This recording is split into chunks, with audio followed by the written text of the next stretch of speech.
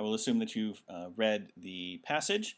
So let's see, what do we have? How would those described as Shakespeare apologists be most likely to explain the theories concerning Bacon, which were popular in the mid-19th century? So where do we find out about Shakespeare apologists? Let's see. Well, so let's just deal with terminology first. I think that was actually towards the end. Yeah, Shakespeare apologists are down at the end here. Gross spends the last chapters of the book railing against what she calls Shakespeare apologists, stating that they have developed such admiration for their own imaginings of who Shakespeare was that they have lost sight of the man himself and are unable to realize that Shakespeare was not sufficiently educated to have included such profound and esoteric ideas in his plays. Okay, so that actually does a good job of indirectly defining apologists for us. So apologists are not actually people who apologize. Apologizers are people who apologize. Apologists are people who advocate strongly for a certain thing and try to defend it or advocate for it.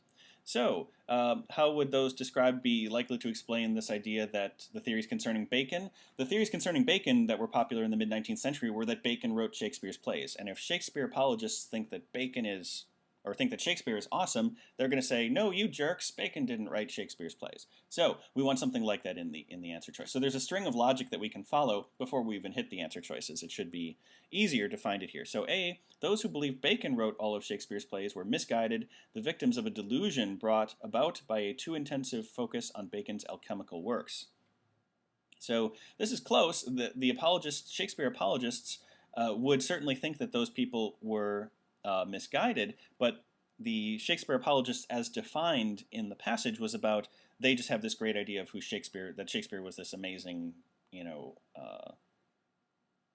don't know, artist or something like that. So they would believe that the Bacon people are misguided, but this has the wrong reason. B, those who believed Bacon wrote all of Shakespeare's plays did not recognize how much of a genius Shakespeare truly was.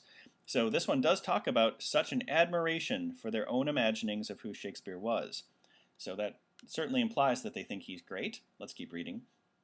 Those who believed Bacon wrote all of Shakespeare's plays had come to the realization that Bacon was the only man intelligent enough to have written plays with such deep meaning. A Shakespeare apologist would not think this. They would think, no, Shakespeare's totally awesome. He wrote those plays. So they wouldn't.